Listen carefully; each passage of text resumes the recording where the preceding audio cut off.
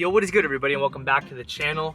So I just had a package arrive at my P.O. box, as you guys just saw. But before I jump into it, I did want to give a special thank you and shout out to Private Sneakers. I won the raffle. I hit on a raffle and I got these for retail. Now, these aren't a shoe that I was super inclined to paying resale for. I figure if I didn't hit for retail, then I don't know, I would just kind of wash my hands of it and just kind of move on. At the last hour, I got the noti that I hit. And yeah, huge shout out to Private, man. Insanely grateful. It is Thursday today, so I'm gonna do my best to get this video up today. So let's see. Always love the Jordan 4 box, man. This one's got that lightning yellow lid. So fire. Oh man, let's see. These are your first impressions right now. And oh my goodness. Oh, it smells so good. Honestly, surprisingly enough, the yellow is a little more subdued, but I actually like that. So pumped to have these. Anyways, let's go ahead and take these home. I'm gonna kind of gather my thoughts. I'm gonna throw them on and think up some outfits that I'm gonna style these with. All right, guys, so we're back here at the house. Got the shoes here, and let's go ahead and briefly go over them. Jordan 4s do retail for $220 after taxes and shipping. I think I paid $250 total. Resale is currently sitting at right about, I'm gonna say like $300 to $350. I do believe that's right around where it's gonna be steady at. I do believe that there is gonna be a dip, especially because not all pairs have touched down just yet. So we will see little restocks here and there, which will kind of determine the price of these in the coming weeks. But with that, I do believe these will stabilize in the coming months at right around maybe like 325-ish, 350. And jumping right into the shoe, like I said, my initial impression was that they're a little bit more subdued than I thought they would look. I thought these were going to be like just this shiny, bright, lightning yellow.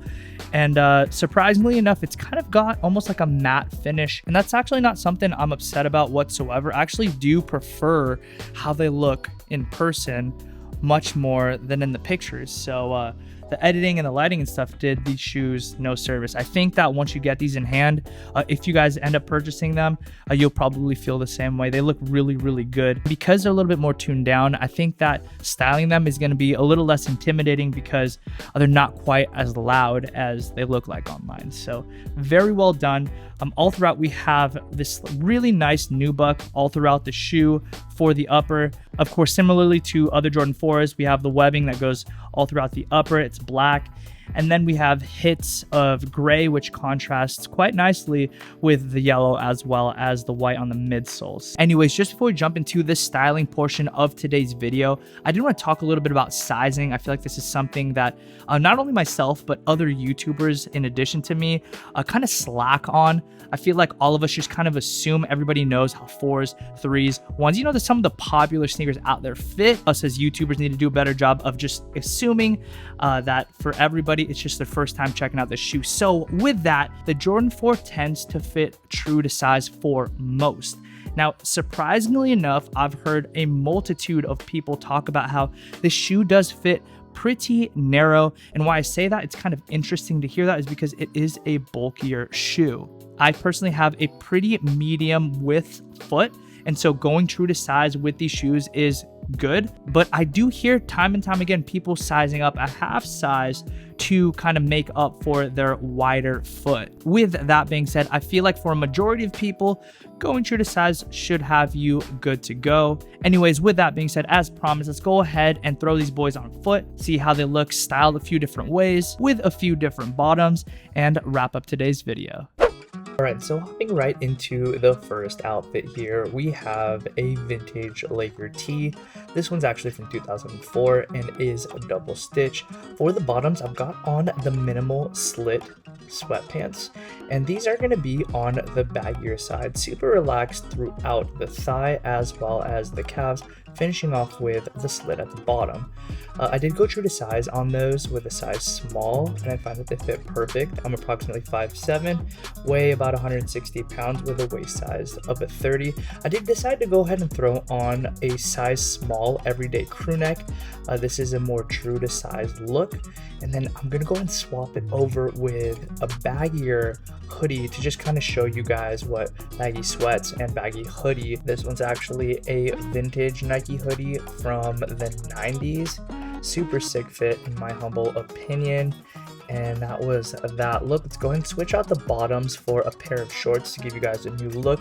As you can see here, these are the Locust&WildHoney crinkly nylon shorts, and is a size small. As you can see, they fit above the knee.